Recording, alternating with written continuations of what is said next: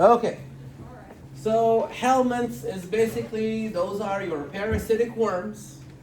We did mention them before in the unit 1 when we introduced you to all these microorganisms and so forth.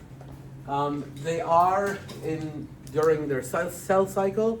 They can be microscopic, but in adult form, remember we said you can definitely see them. But the other reason why we discuss them in microbiology is because they elicit your immune system. You don't want them, and your immune system is going to respond to them. So they fall under 2 categories. You have the flatworms and the roundworms. So I really don't need to talk about this slide. I will quickly go over it and we'll move on. The slide shows you characteristics of flatworms and how different they are compared to the roundworms. Please put your lab coat on. So if you look at and see the characteristic of a flatworm, it's large and round. The roundworm is smaller and flat. So they go opposite each other. Thin and segmented versus long and cylindrical. This one has cilia. This one has an outer covering and so forth. I can stand here and read them for you, but I think you know how to read. And you can do that at home along with your soft chalk. Examples of the flatworms are your planaria, tapeworms, and flukeworms. Example of the roundworms are the hookworms, and the more common problem here, pinworms. So what I want to do instead is talk a little bit more about how you acquire them, what's called mode of transmission. So in the fecal oral route, I know it's disgusting, especially a couple of hours right before lunch, but that's what it is. It's you ingest something, unfortunately, that has 2 things in it: fecal material. On top of that, the cyst from the helminths. So an animal who's infested, who got the helminths, deposited fecal material near a food source or a water source that contaminated the food or the water source, and you came in contact with that through ingestion. So that's why it's called fecal oral route. You ingested the cysts. So anything below the yellow line, that's what's happening outside in the environment. Anything above the yellow line is what's happening inside the host. So you ingest the cyst, and now it's inside you, and it becomes larva, and then it's basically living out its life cycle inside the host. It becomes an adult worm, and now this host is now releasing the cysts into the environment. So that's one way of acquiring them. Another way of acquiring them is called transdermal. That means through the skin. Transdermal. And that's basically a bite. Some kind of insect bites you, and the insect has the helminth cysts, and what it's doing, it is biting you, it's feeding off of you somehow, and through the process, it's introducing the cysts into your body. They can produce the cysts or also introduce the larva into you. Then they will finish off their adult form in the host, and then you are now shedding them as well. A very good example of that would be the river blindness example that I have in the concept check, in the disease concept check. River blindness is a helminth disorder. The larva and the cysts of the helminth is literally under your skin. If you feel them, it feels bumpy. And from what I know about it is the adult helminths can deposit around 1,800 eggs. I can't remember if that's per minute or per day. I have to look that up again. It wouldn't shock me if it's per minute, but let's say it's per day just to be nice. It's amazing. But what they're going to try to do is they're going to try to leave your body, so they're going to go towards the surface, and that's why you feel them as bumps. But one other thing they think they can get out of is your eye. They think they can get out, that's a way out. So they end up eventually migrating to your eye, and your optometrist or ophthalmologist can literally see them right as they're doing the exam. And if you can still see, you'll see the shock on their face. Usually by then, that person is blind. But if you can see them, they'll have a shock on their face when they are seeing the worms living in your eye. By then, it's pretty much too late. So that is called river blindness, because it causes blindness. It is kind of overlapping with this guy here, vector-borne. Again, something is going to come and bite you, or something that's carrying the helminth is introducing the helminth in you. The helminth grows and finishes its adult life cycle within you, and now you're shedding the helminth. Predator-prey.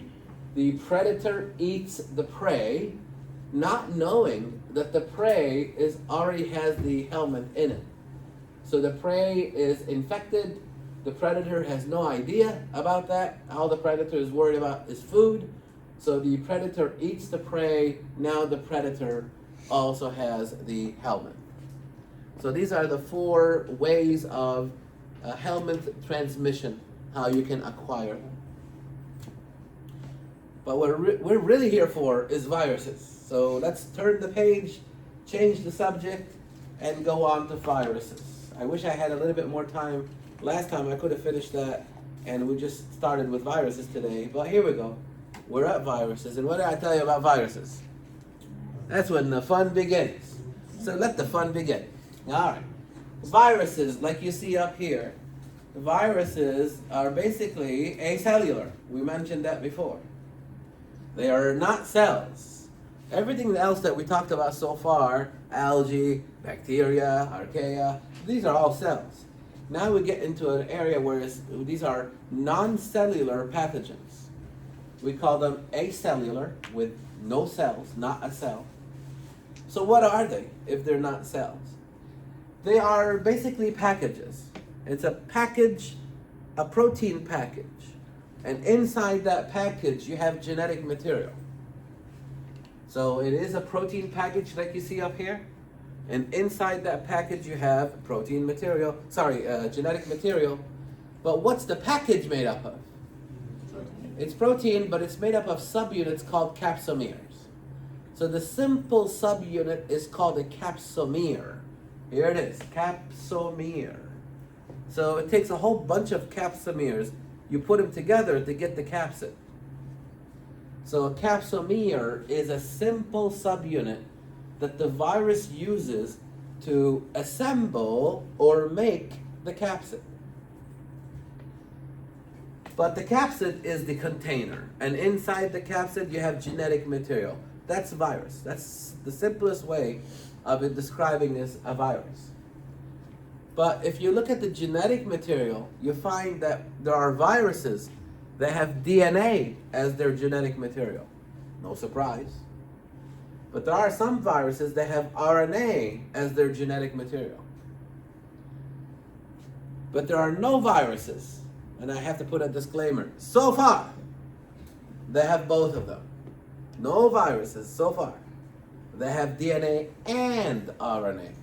So there's either DNA or RNA, but not both. And you'll see in another slide, when it comes to DNA, we will have double-stranded DNA viruses, and we will have single-stranded DNA viruses. There are DNA viruses that break the rule. So far, you know DNA is double-stranded, right? In all of your biology classes, your professor or teacher should have told you that DNA is double-stranded. Yeah, that's true. That is true. Nobody lied to you. But until you come to this class, you realize, oh, wait a minute. There are situations, yeah, there are viruses, when DNA is single-stranded. Yep. Once you know that, it tells you right there, you took microbiology. Because you wouldn't know that outside of this class here. And here we go, RNA. RNA is what? Double-stranded or single-stranded?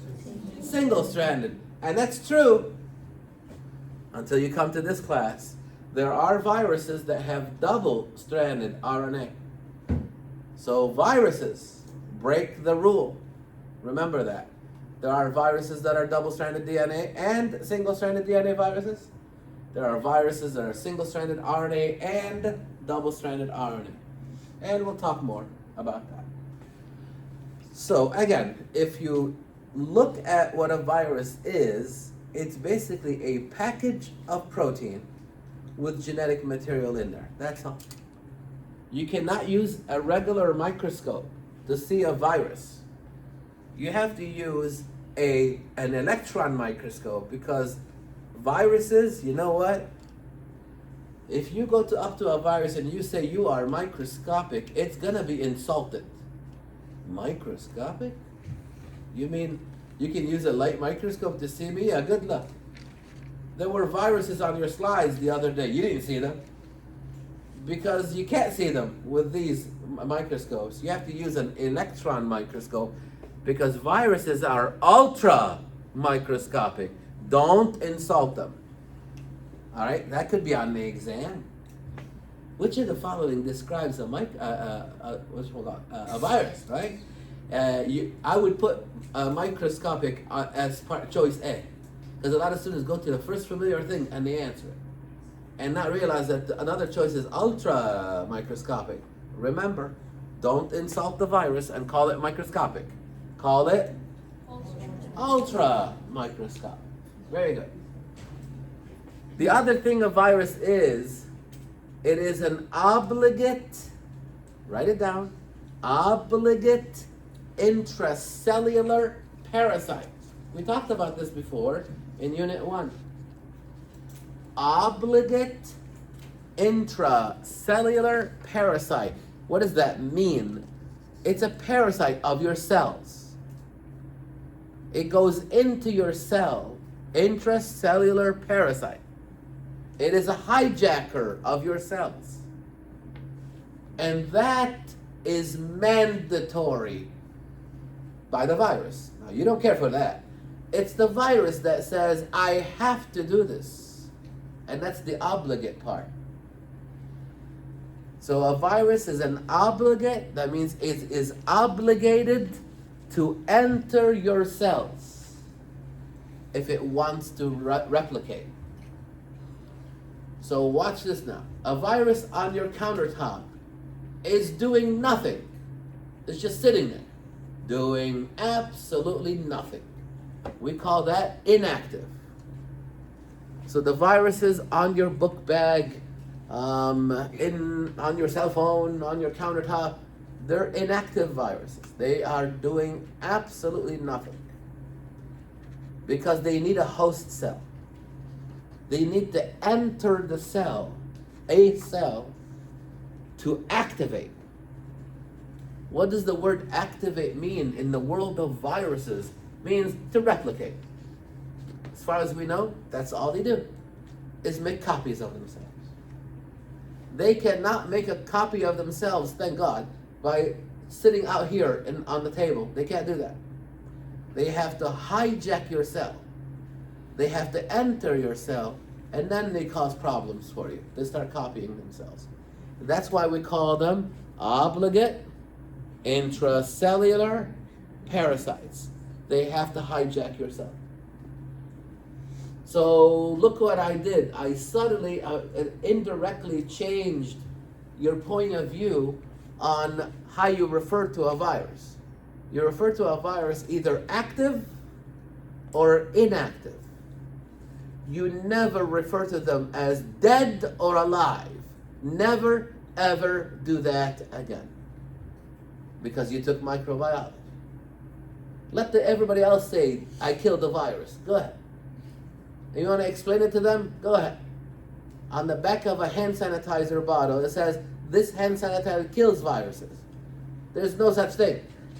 It kills virus. Why? Because you can't kill something that's not alive. You catching that? You cannot call a virus alive. And you can't call it dead either.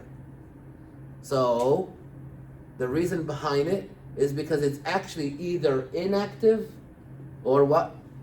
Active. But, you know, it's a marketing thing. Imagine if the hand sanitizer says, this hand sanitizer inactivates viruses. That's it. You won't buy it. So they use the word kill, but we know now you can't kill something that's not alive. And viruses are non-living. They're not alive. They don't have metabolism. They cannot replicate on their own. And these are the criteria of life. First slide, chapter 1, Gen Bio 1, the criteria of life. You have to be able to reproduce on your own. You have to have metabolism, you have to have genetic material, and so forth. They don't fulfill that. So you can't call them alive. And if you can't call them alive, you can't call them dead. You got to now call them what? Active or inactive. Very good. But this slide shows you what they look like under the microscope, the electron microscope. Some of them are helical, and some of them are icosahedral. I hate that word. They look like this, icosahedral. So, depending on their structure, obviously they have different structures. Some of them are naked, and some of them are enveloped. Now, you will not know what this means, naked virus, until I explain this one to you. So I'll explain this one to you first. An envelope virus has an envelope around it. This is phospholipid bilayer. It's exactly like your cell membrane. It's actually your cell membrane. It's not exactly like it. It is your cell membrane. When this virus infects your cells, on its way out, it takes a piece of your cell membrane with it. It says, I need a piece of that to use as my envelope. I mean, look at this guy. He hijacks your home, right? So now I'm going to use an analogy. A person who comes to your home, an unwanted guest, that's what it's equivalent to. He rings your doorbell, and you foolishly open the door. This virus, when you open the door, it will come in, and it will say something to you. Everything in this house, belongs to me. That's why we call it hijackers of your cells. So that's not somebody you want to invite over. But they will come over, they will ring the doorbell, and they will come in. And they will order you to surrender. Everything you have is now mine, and I want you to make more copies of me. And then they will leave.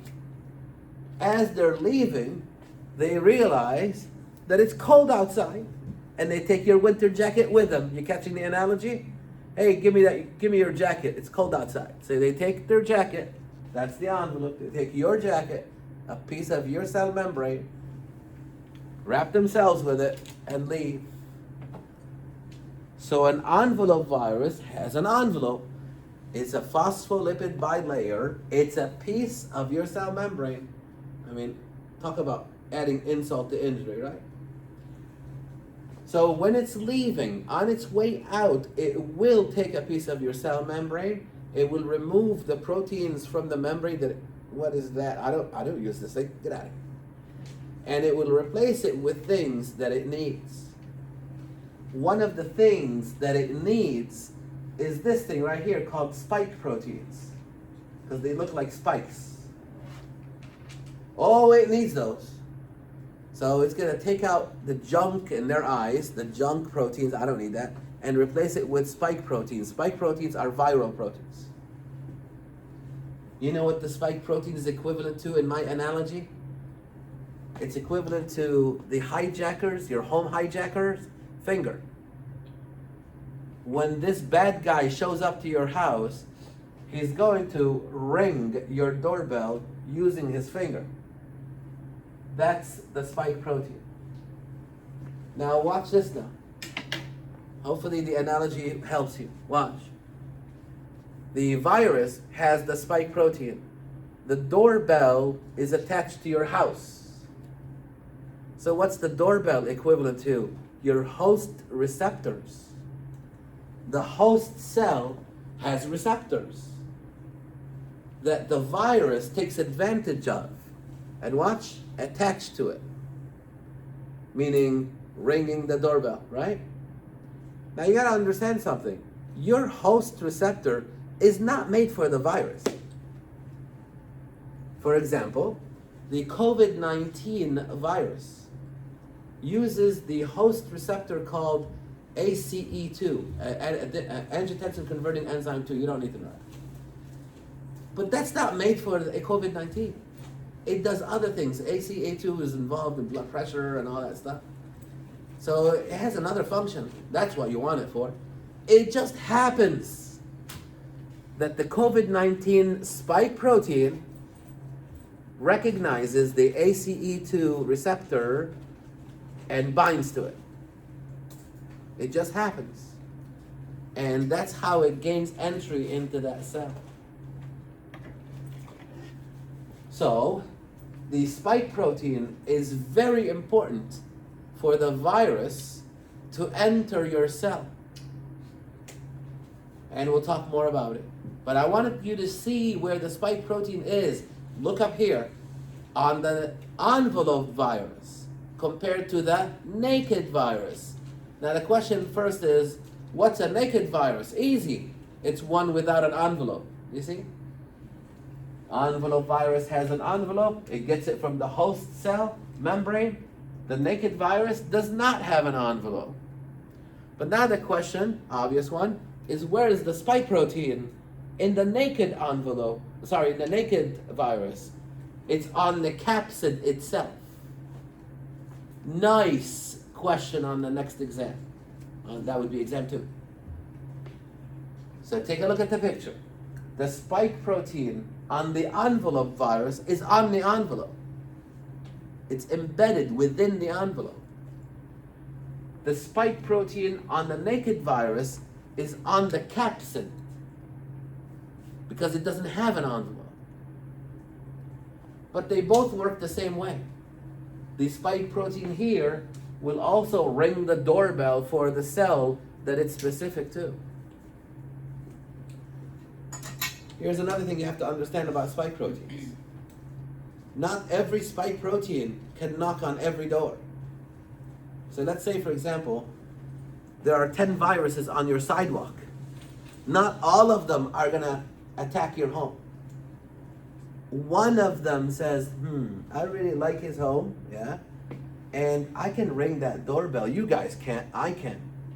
So that's the virus that's going to infect that cell. The next door neighbor has a different doorbell, and it's another virus that will infect that cell. Not every cell is infected by every virus, or not every virus can infect every cell. There is specificity. Say that 10 times, right? Specificity. A virus has specificity to the host cell. It all depends on which spike protein the virus has and which receptor a cell has. I'll give you an example. Hepatitis. The hepatitis virus infects liver cells. That's it. Because only liver cells have that doorbell, right? That receptor that the hepatitis virus spike protein can recognize. So the hepatitis virus can be circulating in your blood. It will not do anything to any other cell except unfortunately, your liver cells. Because the liver cell only has the receptor that the virus can recognize. COVID-19 recognizes ACE2. Only specific cells in your body have ACE2. Obviously, lung, because that's why your lung is involved when you're infected with COVID. So again, that's how you gain specificity. Which virus infects which cell? It depends on which spike protein this virus has and which host receptor protein the host cell has. And again, we call that specificity. And we'll talk more about it. Now, besides the naked viruses and the envelope viruses, there's this weird looking ones. They're called complex because of how complex they look. Thank God, this guy doesn't do anything to me or you. Nothing. This guy is a bacteriophage. So who worries about this one? Bacteria. There you go. The host for this guy is bacteria. It's a phage. It's kind of like synonymous with virus, but it's more commonly referred to as a phage. So it's a phage that infects bacteria. Weird looking, alien looking thing. And we'll talk about it, but it will have DNA in its capsid. Okay, let's move on. When it comes to the genetic material in viruses, we already talked about it. There's either DNA or, but not. You got it. So far, not both. Now, they also break the rules. I know that the rule is DNA is double-stranded until I get to the virus and I find, oh, there are some viruses that are single-stranded. Yeah, DNA. I know RNA is single-stranded until I get to the virus chapter and I realize there are some viruses that are double-stranded RNA. So they break the rule. Here we go. Under single-stranded RNA, there are two kinds. There's the plus RNA and there's the minus RNA. And here we go. Here's the fun part. The plus RNA is ready for translation. Write it down. It's going to save you in about 5 minutes when it gets really complicated to understand. Plus RNA is ready for translation. Meaning what? Meaning when the virus that has plus RNA in its capsid, when it goes and attacks one of your cells, by the time it gets into your foyer, which is your cytoplasm, it's already going to work, making viral proteins. Because it has plus RNA, all it has to do is bind with your ribosomes.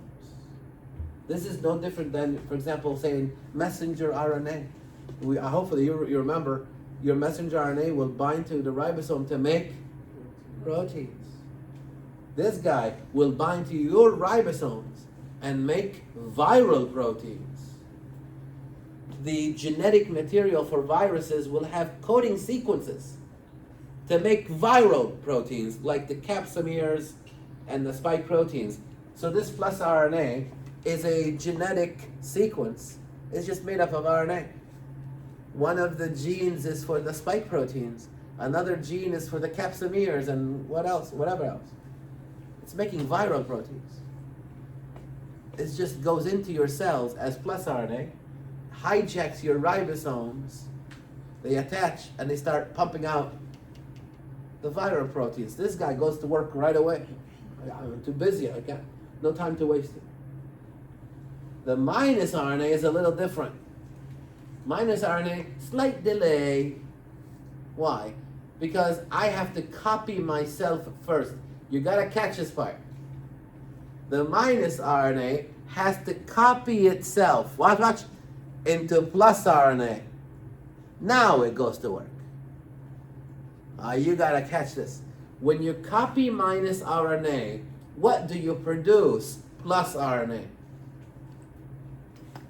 If you copied plus RNA, what do you think you produce? Minus RNA. That's very important to know, at least at this level now. I'm about to ruin your day in a couple of slides. So can we say like it's like reading a recipe book and plus RNA is in English, so you read it immediately, and minus RNA is in German? I like it. I like it. Convert it into I like your analogies. Thank you. I like it. I remember it. So you're absolutely right. Plus RNA is ready to go to work. It knows everything. It knows how to do everything. It knows where everything is. Minus RNA is slight delay. I need to copy myself into this plus RNA that knows everything, right? And then I go to work. I'm not talking about a week delay. I'm talking about milliseconds. You see? Yeah. Just curious, when we're talking about changing it from like plus to minus, is the actual molecule changing? No, it's copying. It's like we're not talking about a charge on it. Or No. It's like, for example, if the plus RNA, if the minus RNA has a G, it's gonna copy to a C. It's your standard complementary sequence. It's like basically the the recipe is in German. You're not changing the recipe. You're just changing the language. The language, yeah. So for every G on one, there's gonna be C on the other one. For every C, there's a G. For every A, there's a U, because they're both RNA. And for every U, there's an A. Okay. So you're just making a complementary sequence. And because it's the copy, it's not minus RNA anymore, it's plus RNA. Okay. And it's the same thing with this one. When you copy the plus RNA, the new molecule, the copy, is going to be the minus RNA. I don't know, you guys are too young to remember. Do you remember the old film in the camera? Yeah. You know, some of you are like, old film in the camera? How did he get that in there? Right? Because you're all digital today, right? I remember the old Polaroids and the old cameras and you crank it and all that stuff, weird stuff. Anyways, that used to be called the negative. Everything black is white and everything white is black, right? But then if you want to see the actual picture, you have to develop the negative to change everything white to black and everything black is white, right? Hopefully you know what I'm talking about and you understand it that way. They're copies. Now, this one is ready for translation. This one can be made ready by copying it to plus RNA. Are we catching that so far? Yes. All right, questions on it? Yes? So with every single-stranded RNA, there's always a plus and a minus? No. If I am a virus with this guy, I'm only coming in with plus RNA. I will only come in, here's my plus RNA. I'm a virus, I have plus RNA, I come into your house and I throw the plus RNA into your cytoplasm. What is this guy ready for? Translation. The ribosome binds to it and copies it. Compared to, where's my other pointer? Here. Oh, that's actually pretty good. Compared to this one, it comes in as minus RNA. It's a different one, minus RNA. I will come into your cytoplasm minus RNA. Is this one ready for translation? No, but I can make it ready by copying it. Do you see that?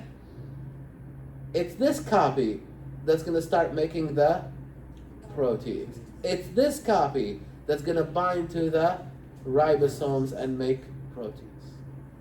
That's why I have 2 pointers. They work, they help me. All right? Everybody good with that? So far? Good. Hang in there. Then you got your retroviruses, these guys. They don't know what to do. Do I do this or do I do that? Both of them. Retroviruses start as plus RNA. You would think they're ready for translation. No, not these guys. So you have to write the word, oh, you're so special over here for retroviruses because they don't do that. They do this. They have to copy their plus RNA into DNA. And then they go into your nucleus. The DNA goes into your nucleus, hijacks your nucleus. You have this guy for life. You can't get rid of him. At least for the life of that cell. You want to get rid of this guy? Yeah, kill that cell. That's the only way to get rid of him. So retroviruses are different. They start out as plus RNA. They enter your home as plus RNA. And you're thinking they're going to bind to the ribosome and make proteins. No. They do different things. They copy themselves into DNA. And they go swimming in your pool. Catching the analogy? They run and dive into your pool. What's your pool? Your nucleus. And they will not get out of that pool no matter what you do. They're in there forever. Your pool guy comes to clean up. He's always there. He'll never leave unless you kill that cell. So DNA viruses, retroviruses, that's what they do. HIV is a good example of this. We'll get into it more. Let's see. What are all the different kinds of proteins or enzymes that viruses may have? Well, they will all have genetic material, whether it's DNA or RNA, but not good. So they will all have genetic material for sure. They will all have capsids made up of capsomeres. Very good. So they will all have capsids made up of capsomeres. That's the container. Some will have envelopes and some will not.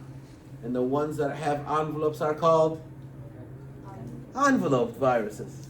And the ones that don't, naked viruses. They will all have spike proteins. Some will have spike proteins attached to their envelope. Remember that? Because they're enveloped. But where are the spike proteins attached if they're naked viruses? The capsid. Nice. Quick review, right? Good job. All right, and remember the spike protein. The spike protein is involved in the virus ringing the doorbell. Now there's a name for that process, and we'll get into it. It's called adsorption. And I'm stressing the D because I want you to hear me say absorption. Absorption is something you do with a sponge. That's not what I'm talking about. I'm talking about ad with a D, absorption. That's attachment. Adsorb means to attach. So don't confuse it. And on the exam, put your eye on the word. Is it a D or is it a B? Watch out. Because D looks like a B when you have exam anxiety. And you get the question wrong, and it's a silly question to get wrong. All right?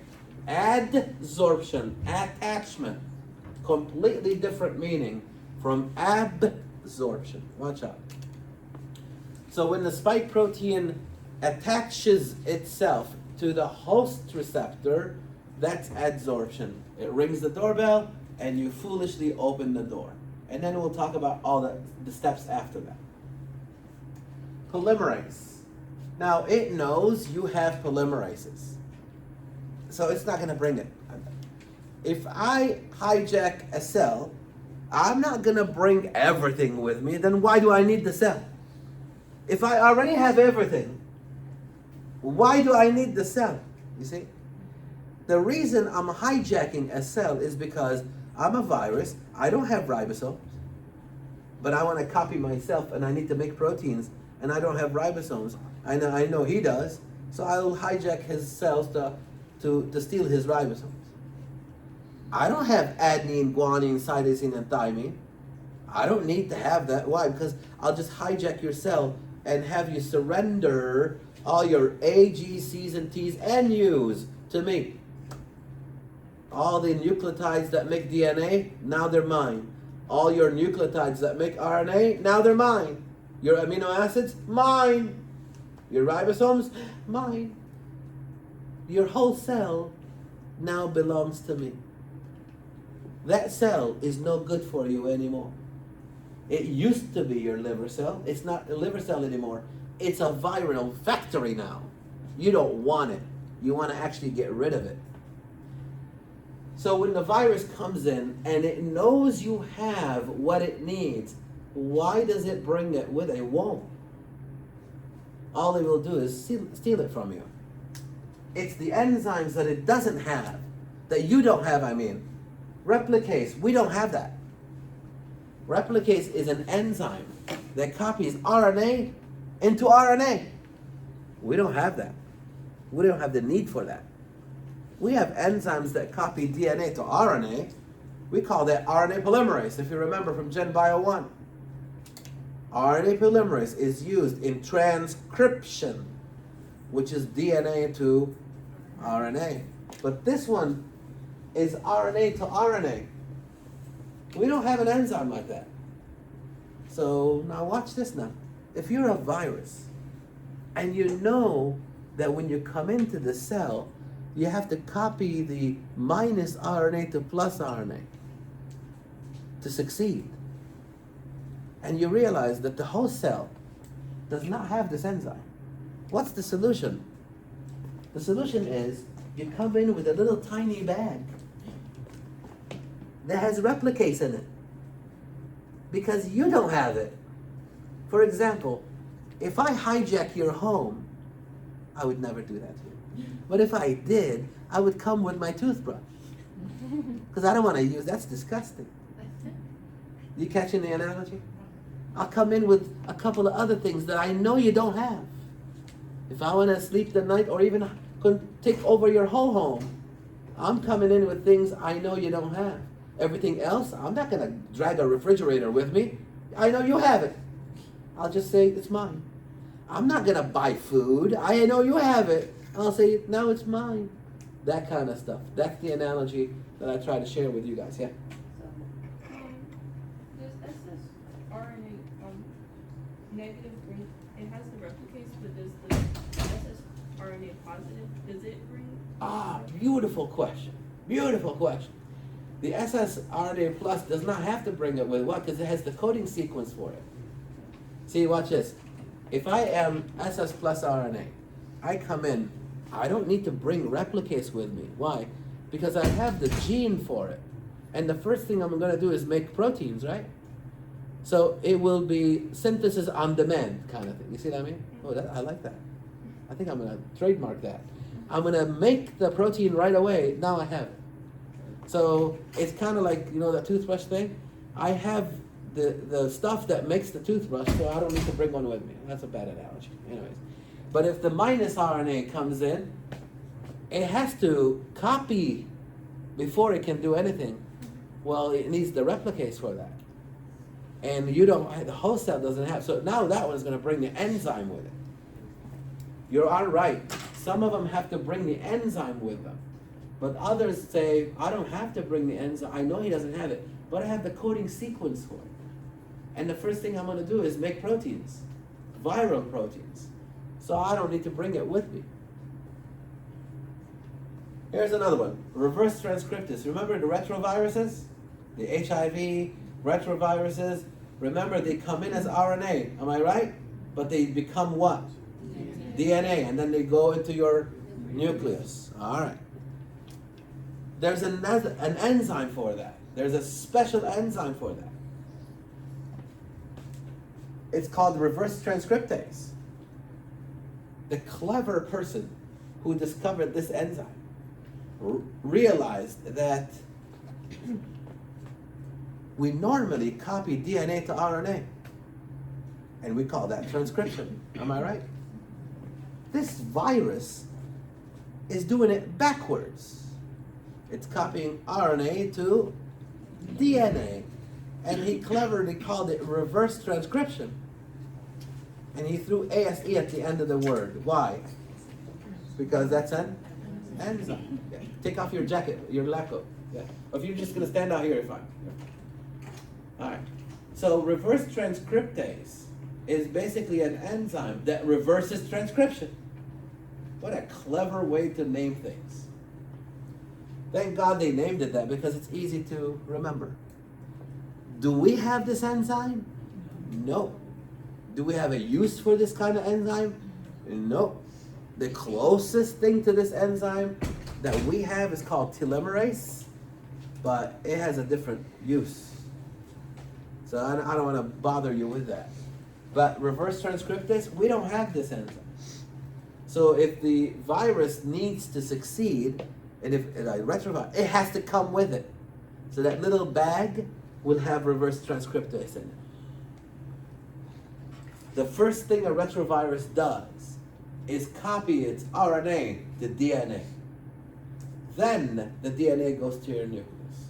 So it has to come in with this enzyme. Here's another enzyme it comes in with, integrase. Look at this in the name of this enzyme. Integrase is an enzyme used to integrate DNA into the host chromosome.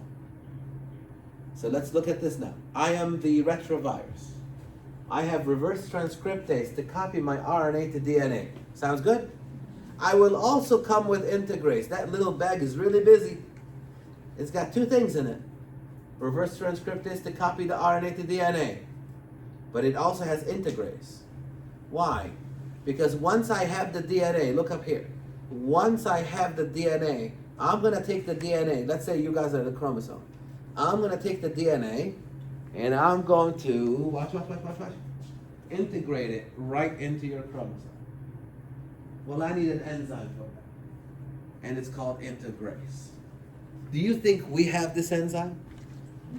We don't have that. We have no use for that. So we don't have it. And the retrovirus knows you don't have it. So it comes with it. If it does not come with integrase, it will not be able to integrate its DNA with your DNA. Now, in HIV therapy, medication for HIV, we can target these things. There are some medications that target this, another medication that targets this, another medication that targets the spike protein, and so forth. So let me show you an example of the medication targeting spike protein. Remember the spike protein and the host receptor, am I right? Ringing the doorbell, called adsorption, right? If something interferes with that, do you agree, and I hope you do, that the virus will not enter the cell? That's exactly what happens. When we took the COVID-19 vaccine, you introduced the spike protein into the host to produce an antibody. So your immune system produced an antibody that went like this, watch, it wrapped itself around the spike protein. Your antibodies targeted the spike protein of COVID-19 and it went and wrapped itself around it. Can this guy ring the doorbell anymore? No. Will not gain entry to your cells and your body will eventually get rid of them. That's the whole idea of the COVID-19 vaccination. So using integrase, the virus DNA becomes part of the gene expression of the host? This guy here, integrase, the virus will come with it. The enzyme itself. It will come with the enzyme. And that'll help the virus to basically become part of the gene expression Yes, of the host? if that's what you're at, yes. The virus will not be able to integrate its DNA unless it comes with integrase. 'Cause that's an enzyme that's gonna cut the DNA, cut, and then put it together. We don't have this enzyme, thank God. But the virus will come with it. Protease. Look at the word protease. It's an enzyme that cleaves, can you guess? Proteins. Very good. We have proteases, we better. We have a lot of proteases, different kinds of proteases. We use them for different things inside our cells. Viruses, they have the coding sequences for proteases because they use special proteases. Viral proteases, how special are they? They don't want to use your protease. That's not good enough. They have special proteases. So they're going to come with the sequences for those, and they start making viral proteases. For what purpose? Well, remember the capsomeres? The virus has to take the capsomeres, mold them to make the capsid. That's like arts and crafts, right? Take a piece of paper, you cut it, and you make something out of it. Similar idea. You cut it, that means you need scissors, right? Well, you're cutting proteins with proteases. So the virus uses proteases to cut, mold, and reshape proteins to make the capsid. We also have medication that target viral proteases too. So we try to fight viruses in multiple ways. We try to inhibit their proteases, inhibit their integrase, inhibit their reverse transcriptase, block their spike proteins, or do all of them to alleviate a viral infection. All right, what else we got? The cycle. This is a general overview of the multiplication cycle. I will go over it. We'll take a quick break and then we'll go over it in detail. Watch this. Adsorption. I already told you what that is. It is the attachment of the virus to the surface of the host cell. Here it is. In the next slide, you'll see a close-up picture of that. Adsorption is the attachment. The ringing of the doorbell. then the virus is gonna come in. Whether you invite it in or not, doesn't matter. It'll kick your door down and it'll come in, right? That's penetration. The virus entering your cell, that's penetration. Now, some of the viruses, if you follow with my analogy, some viruses come with 2 winter jackets on. That would be the envelope followed by the capsid. So when they go into your house, they will have to remove both layers. That's uncoating. When you remove the envelope followed by the capsid, uncoating. But some viruses only have 1 coat on, that's the capsid. They will also remove that. It's also uncoating. So it doesn't matter if you're removing 2 layers or if you're removing 1 layer. They're both called uncoating. Then they're gonna go in the kitchen, make some things. That's called synthesis. They're gonna be making things. So if we look over here, watch this now, follow through now. You have a virus, absorbs, it penetrates, it uncoats. What's in the cytoplasm now? The genetic material. This part of the image is for RNA viruses, and this part of the image is for DNA viruses. So let's talk about the RNA ones. By this step here, it doesn't really matter if you're an RNA virus or if you're a DNA virus. Look at it. They're pretty much the same. The only difference is at the end of this is a DNA molecule, and over here it's a RNA molecule. Sounds good? Adsorption, penetration, uncoating, similar. Now what happens? Listen carefully now. It's gonna get interesting. Let's say this is plus RNA. Yes, plus RNA. What is it ready for? Translation. So the plus RNA is gonna start making proteins. Am I right? The spike proteins and the capsomeres. Everybody good? But it realizes something. When I put these together, I'm gonna have a capsid. But I have to put genetic material in there. I have to put a piece of DNA or RNA in there, right? Genetic material. Well, which genetic material? Well, it has to be whatever this is. And what did we say this? Plus RNA. So because the virus came in with plus RNA, I have to leave with plus RNA. You gotta remember this phrase. The virus leaves the same way it came in. I don't mean by the same door. I mean, if it came in as plus RNA, it will leave as plus RNA. You will never, hopefully, have a scenario where, God forbid, you get infected with hepatitis. It goes and multiplies in your liver, and it leaves as COVID-19. Are you kidding? Yeah, hopefully it will never happen to you, because it will not. It doesn't work this way. If your liver cell gets infected with hepatitis, and the hepatitis virus replicates in there, it's gonna leave as hepatitis. So, same thing.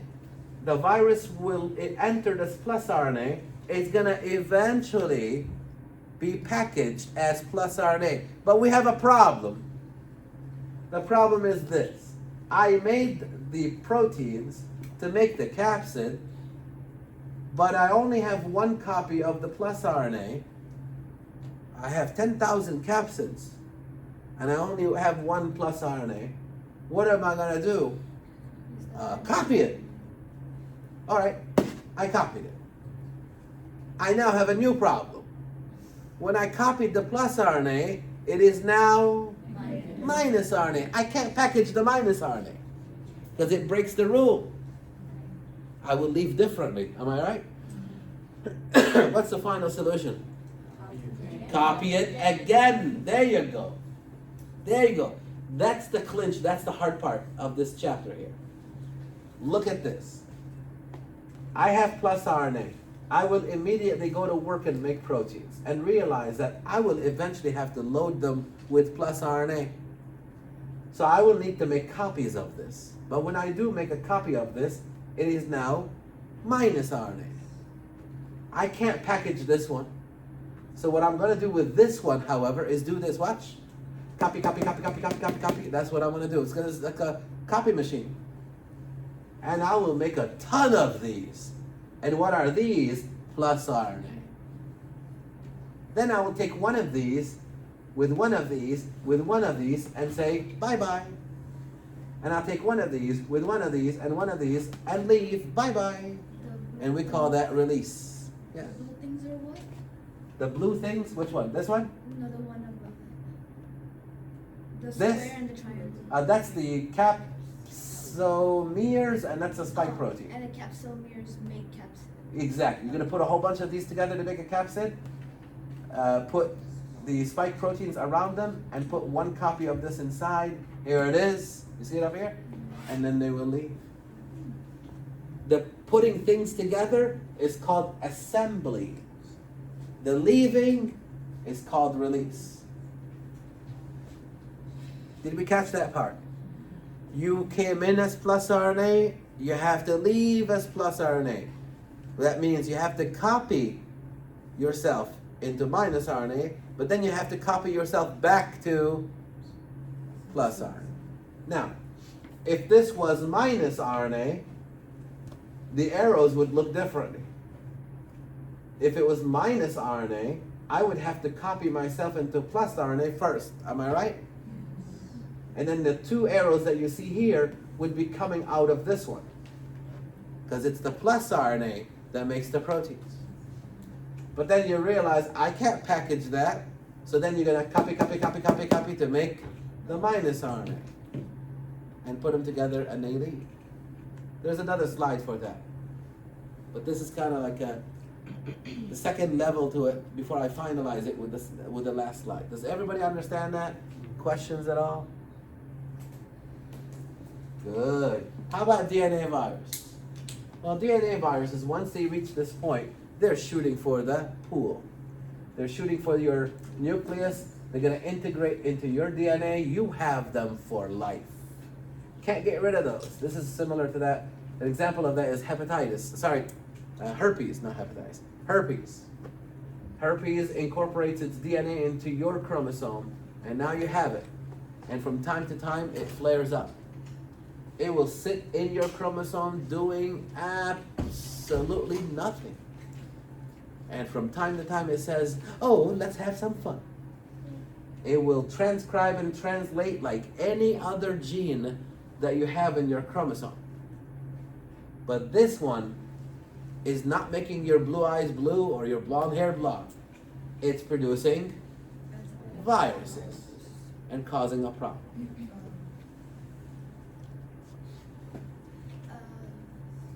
Does that existing there help us identify what the next step? Like, is it any way related to us splitting antigens? No? No? Okay. I don't think so.